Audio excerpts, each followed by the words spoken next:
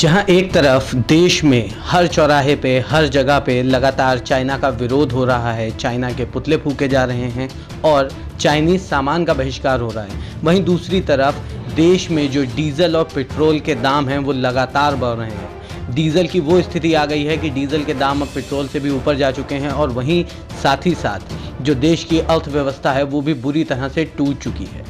तो ऐसे ही कुछ मुद्दों पे बात करने के लिए हमारे साथ उत्तर प्रदेश आम आदमी पार्टी के सह प्रभारी नदीम अशरफ जैसी जी मौजूद हैं। उनसे हम बात करेंगे और जानेंगे कि क्या लगता है, क्या ऐसे सरकार को कदम उठाने चाहिए जिनसे जो अर्थव्यवस्था है उसमें सुधार आए। तो पहले तो बहुत बहुत स्वागत है आपका इंडियन टीवी 24 में। क्या लगता है किस तरह के सरकार को कदम उठाने चाहिए जिनसे कुछ सुधार आए देश की अर्थव्यवस्था में? धन्यवाद। देखिए, इनकी नीति और नियत दोनों ही पर हम सबको शक है। इनकी कार्यपद्धति को देखकर हमने इतिहास में बचपन में पढ़ा था, मोहम्मद बिन तुगलक को, उनकी बहुत याद आती है। ऐसे ही निर्णय वो भी लेता था। अचानक दिल्ली से दौलताबाद सबको, दिल्ली वालों को लेके आधे लोग रास्ते में मर गए। फिर वहाँ मालूम हुआ कि गलत निर्णय था, फिर वापसी की, बाकी जो बचे हुए थे उनके आधे फिर मर गए। इसके बाद किसी मोची जो चमड़े का कारोबार करते हैं उससे इतना प्रभावित हुआ कि चमड़े के सिक्के चलवा दिए उसने। ऐसे ही इनके निर्णय, चाहे पहले दिन आप इनके नोटबंदी का निर्णय देख लीजिए आप, जिससे अचानक करके इन्होंने पूरे देश की कमर तोड़ दी, खासतौर पर गरीबों की और महिलाओं की जो कुछ न कुछ बचत रखती हैं। उसी बाद इसी तरह चौंकाने वाले अंदाज में हमको तो वही फुटपाथ पे वो जो जादूगर नहीं होते हैं जो अचानक चौंकाते हैं, मुंह से सांप निकाल देते हैं, उस तरह के निर्णय लेना हमने इनको देखा कि अचानक इन्होंने कहा कि 4 घंटे के बाद से लॉकडाउन स्टार्ट हो जाएगा। अगर ये समझदार होते तो इनको चाहिए था 1 हफ्ते का टाइम देते। उस समय तक बड़े शहरों में इतना कोविड-19 फैला भी नहीं था। उस समय 1 हफ्ते के अंदर सबको भेज भी सकते थे और बड़े फैक्ट्री मालिकों से ये भी कह सकते थे कि अगर आपको अपनी फैक्ट्रियाँ चलानी है, इन मज़दूरों को रोकना है, तो इनके रहने खाने की व्यवस्था करें। ऐसा कुछ नहीं किया। अब आइए, चीन का मामला आया, ये तो इस तरह से जब बात चीन पर सवाल किया जाता है, इनसे कोई करता है, तो ये पलट करके पिछले 70 वर्षों का हिसाब किताब मांगने लगते हैं। सरकार तुम्हारी है, 6 वर्षों से है, एक कार्यकाल तुम पूरा कर चुके हो। आज डीजल के दाम आश्चर्यजनक रूप से इस देश में पहली बार लोग देख रहे हैं कि पेट्रोल से भी ज़्यादा हो गया है। जब डीजल महंगा होता है तो देश की हर चीज़ महंगी हो जाती है। ट्रांसपोर्टेशन की वजह से किसान कमज़ोर होता है, जो अन्नदाता है हमारा, और कोई भी ऐसी चीज़ नहीं है कि जो प्रभावित न होती हो, ख़ास तौर से गरीब। हर चीज़ का दाम बढ़ जाता है, बड़े कारोबारियों पे कोई फ़र्क नहीं पड़ता है, क्योंकि वो ट्रांसपोर्टेशन का खर्च भी चीज़ों के मूल्य में जोड़ देते हैं, तो इसे भुगतना तो हम लोगों को पड़ता है। आप 70% से अधिक आपने इस पर टैक्स लगा रखा है पेट्रोलियम पदार्थों पे, जो कि देश की रीढ़ है कि इनकी वजह से देश चल रहा है। और इस ऐसे हालात में भी कि आपको मालूम है कि पिछले अभी 15-20 दिन पहले तो पेट्रोलियम की स्थिति ये हो गई थी कि पैसे दे करके वो लोग बेच रहे थे, यानी पैसे नहीं मिल रहे थे, वो खुद पैसे भी दे रहे थे कि पेट्रोलियम ले जाओ, और उस वक्त भी आपने टैक्सेस बढ़ा करके उसका दाम घटने नहीं दिया। और इधर 17 दिन हो गए, आज 18वें दिन भी लगातार आप डीजल और पेट्रोल के दाम बढ़ा रहे हैं। तो या तो आप बहुत दूर से और आप किसी दूसरे जो हमारे मार्केट पर कब्जा करना चाहते हैं, यहाँ की देश की जनता को कमज़ोर करके, उनके आप एजेंट के रूप में या तो आप काम कर रहे हैं, और या फिर आप इतने मूर्ख हैं कि आपको पता ही नहीं है कि देश की जनता का भला कैसे किया जा सकता है। इस समय और कुछ न करते, आप टैक्सेस में ही थोड़ा सा छूट दे देते तो पेट्रोलियम के दाम तो बहुत कम है। दूसरी तरफ आप ऐलान करते हैं कि आपकी जो दुष्प्रचार तंत्र है कि चाइनीज़ सामानों का बायकॉट किया जाए, कोई टीवी फूंक रहा है, कोई चाइनीज़ मोबाइल फूंक रहा है, चाइनीज़ खिलौने फूंक रहा है। कितने हैरत की बात है। आप नीति निर्धारण करने वाली शक्ति आप हैं। आपने अभी तक चाइना से इंपोर्ट को बंद नहीं किया। हमारे देश का गौरव सरदार वल्लभ भाई पटेल की मूर्ति आपने चाइना से, लोग कहते हैं आपने बहुत महंगी बनवा दी, इससे सस्ती देश में बन सकती थी, इसको छोड़ भी दीजिए, उसी चाइना से आपने बनवाई। चाइना के राष्ट्रपति को आप झूला झूला रहे थे, आपने 2-2 दौरे किए और उसमें आप तो मुख्यमंत्री रहते भी वहाँ हो आए थे। तो हमें तो लगता है कि पूरे देश को चीन के हाथों पे गिरवी रख दिया है। वो जो चाहता है अब तो आंख भी दिखा रहा है। जिस तरह से उसने मतलब जालिमाना तरीके से हमारे सिपाहियों के साथ उसने व्यवहार किया है, वो तुरंत जवाब देना चाहिए था। हम शक्तिशाली हैं, पूरा देश आपके पीछे खड़ा है, इस मामले पर हम आपके खिलाफ नहीं हैं। आप लड़िए चाइना को, उसको आप धूल चटाइए, हम आपके साथ खड़े हुए हैं।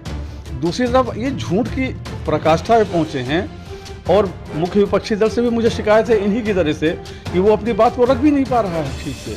जब संबित पात्रा जी को हमने देखा टीवी चैनल पे, वो राहुल गांधी जी के उस प्रश्न का जवाब दे रहे थे कि बिना हथियार के कैसे फौजी पहुंच गए, तो वो एग्रीमेंट दिखला रहे थे जो चीन और भारत के बीच में बॉर्डर को PLA को लेकर के हुआ था कि बिना हथियार के जाएंगे। अरे आप अजीब तरह की बात करते हो। ये एग्रीमेंट तब तक होता है जब दोनों ही पक्ष इसको मान रहे हों। जब उसने उस एग्रीमेंट को तोड़ दिया और नो मैंस लैंड पे उसने अपने टेंट गाड़ दिए और उसने उस एग्रीमेंट को समझ ली, उसकी धज्जियां भी कर दी, और आप अभी तक आप डटे हुए हो कि नहीं हम तो मानेंगे उस एग्रीमेंट को। जब जैसे ही उसने ये किया था, आपको इन सिपाहियों को असलहे दे देने चाहिए थे। इसके लिए किसी परमिशन की ज़रूरत नहीं है। जब एक पक्ष ने उस एग्रीमेंट को तोड़ दिया तो अब आपके पास क्या व्यवस्था थी कि आप अभी तक उस एग्रीमेंट को मान रहे हैं? अभी तक चीन का शब्द, प्रधानमंत्री के इतने बातें की उन्होंने, अभी तक चीन का शब्द तक उपयोग नहीं किया है उन्होंने। इससे ज़्यादा डरी हुई सरकार हमने कभी देखी नहीं है। लेकिन मुख्य विपक्षी दल भी इसके लिए कम जिम्मेदार नहीं है। आज हमारे लिए चीन इतना बड़ा मुद्दा नहीं, उसके लिए हमारी सेना सशक्त और उसका जवाब देने के लिए वो सक्षम है। आज पूरी देश की जनता परेशान है। कोविड-19 की वजह से काम धाम बंद हो गए हैं, गरीब भूखमरी कगार पे आ गया है। ऐसे में आपने पेट्रोलियम पदार्थों के दाम बढ़ा करके आपने उसके पीठ में छुरा मारने का कार्य किया है। इतिहास ना आपको क्षमा करेगा और न इस देश की जनता आपको क्षमा करेगी। आप कह रहे हैं कि 6 वर्ष के कार्यकाल की छोड़ करके आप 70 वर्ष की बात करते हो। शेर शाह सूरी ने 5 वर्ष की मात्र उसकी सरकार थी और पूरा विश्व ने इसीलिए माना कि 5 वर्ष ही देती है सरकार को, कि 5 वर्ष बहुत होते हैं कुछ करने के लिए। शेर शाह सूरी ने करके दिखाया था। आपका 6 वर्ष पूरा हो गया और अभी तक आप 70 वर्ष का रोना रो रहे हो। और आप ये इस सत्ता के मद में ये मत भूलिए कि आपसे ज़्यादा लंबे पीरियड तक सरकारें चलाने वालों की जो दुर्दशा हुई है वो आपके सामने भी है। आप भी इतिहास के ज्ञाता हैं। आपके साथ भी वही सब कुछ हो जाएगा अगर आप देश की जनता का भला नहीं चाहते। वहीं अगर दूसरी तरफ हम बात करें, कोविड-19 के बाद जो मजदूर तबका है उसके साथ जितनी दुर्दशा हुई, उसके बाद अब डीजल के दाम भी बढ़ गए हैं, तो कहीं ना कहीं ये देश की GDP को कहीं ना कहीं तोड़ता मरोड़ता नज़र आ रहा है। क्या ये भी कहा जा सकता है कि सरकार राजस्व लेके उस पर ही जनता का ही पैसा जनता पे लगा के और कुछ इस तरह के विचार भी रख सकती है? हमें तो हर इनके कार्य में बड़े बड़े घोटाले नज़र आ रहे हैं। हमें लगता है कि हो सकता है कि भाजपा के बड़े नेता या मंत्रीगण आर्थिक रूप से मजबूत हों। सरकार बहुत कमज़ोर हो चुकी है। सरकार के पास राजस्व नहीं है, जिसको वो बता भी नहीं पा रहे हैं। जिस तरह से उन्होंने नोट छापने के लिए विवश किया, जिस तरह से उन्होंने RBI से हज़ारों करोड़ रुपए निकाल लिए, ऐसा कभी नहीं हुआ है। आज इस देश की स्थिति इतनी ख़राब है, किसी दिन भी कोलैप्स हो जाने की स्थिति में हम पहुंच रहे हैं।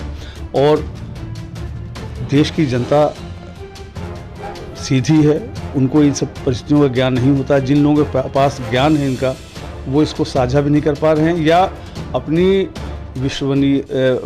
विश्वसनीयता खो चुके हैं कि उनकी बात पर जनता ध्यान भी नहीं दे पा रही है। उनको खुल करके आना चाहिए ऐसे लोगों को, और खुल करके इस पर चर्चा करनी चाहिए कि देश किन विषम परिस्थितियों में गुजर रहा है। गरीब मर रहा है, जो सफ़ेद पोश है, जो मिडिल क्लास कहलाता है, वो एक्सपोजर के करीब पहुंच गया है। उसके पास अपने घर के खर्चे, बच्चों की फीस, मकानों की किस्त, गाड़ी की किस्त देने के पैसे नहीं बचे हुए हैं। आप जब सुप्रीम कोर्ट आपसे कहता है कि इन 3 महीने की जो EMIs हैं इनके ऊपर आप इंटरेस्ट न लें, तो उस पर भी आप तैयार नहीं हो पा रहे हैं। कह रहे हैं कि इसमें तो बैंक का बहुत लंबा नुकसान हो जाएगा। आपको बैंक की फ़िक्र है, आपको चाइना की फ़िक्र है, आपको ट्रंप की फ़िक्र है, आपको देश की जनता की फ़िक्र नहीं है। वहीं दूसरी तरफ अगर हम बात करें तो जिस तरह की बड़े वादे सरकार के द्वारा किए जाते हैं, 20,000 करोड़ की चाहे वो धनराशि की रकम के बारे में जो बात की गई या इस तरह के और भी वादे, लेकिन जो देश का निम्न वर्गीय तबका है या मजदूर तबका है उस पर कोई फ़र्क नहीं पड़ रहा है। उसको जिस तरह की दिक्कतों का सामना करना पड़ रहा था वो अभी भी उसी तरह की दिक्कतों का सामना कर रहा है। और जिस तरह से लगातार जो पेट्रोलियम के दामों में वृद्धि है, तो देश की जो अन्य चीज़ें हैं उनमें भी जाहिर सी बात है वृद्धि ही होगी। तो कहीं ना कहीं इसका जो सारा भुगतना है वो देश के निम्न वर्गीय तबके को भुगतना पड़ेगा। ये सिर्फ ऐलान करते हैं, झूठ बोलते हैं, प्रोपेगेंडा करते हैं। एक पैसा भी, मैं भी गांव की पृष्ठभूमि से हूँ, किसी भी गरीब तक कोई मदद नहीं पहुँची है, उसका भी बंदरबाट हुआ है। मुझको तो एक किस्सा किसी ने सुनाया था, वो याद आ रहा है कि किसी अधिकारी से उसकी महिला ने कोई महंगा जेवर खरीदने की फरमाइश कर दी, तो उसने कहा कि रुक जाओ, अभी बाढ़ आने वाली है, तो जब राहत आएगी तो उसमें से हमारा काम हो जाएगा। तो ये कोविड-19 को भी उन लोगों के लिए अवसर था जिन्होंने कहा नहीं, आपदा को अवसर। बाबा रामदेव के अलावा अगर कोई दूसरा व्यक्ति, यानी अजय कुमार लल्लू पर सिर्फ इसलिए मुकदमा कायम कर दिया गया, 1 महीने जेल रहना पड़ा कि लिस्ट गलत भेज दी थी, जबकि वो ठेकेदार नहीं थे, फ्री में कर रहे थे। ऐसा नहीं था कि गवर्नमेंट का टेंडर हुआ था।